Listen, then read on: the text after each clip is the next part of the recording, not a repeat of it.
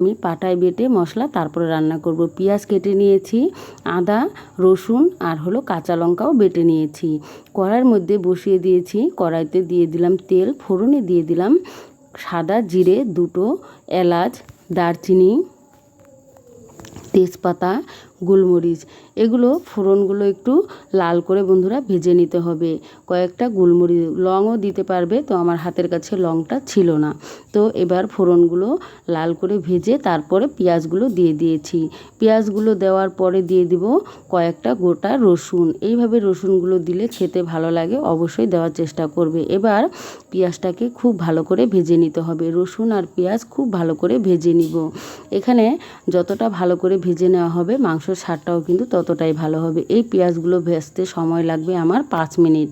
এখানে গ্যাসের ফ্লেমটা মিডিয়াম করে তারপরে আমি পেঁয়াজটা আস্তে আস্তে করে ভেজে নিয়েছি।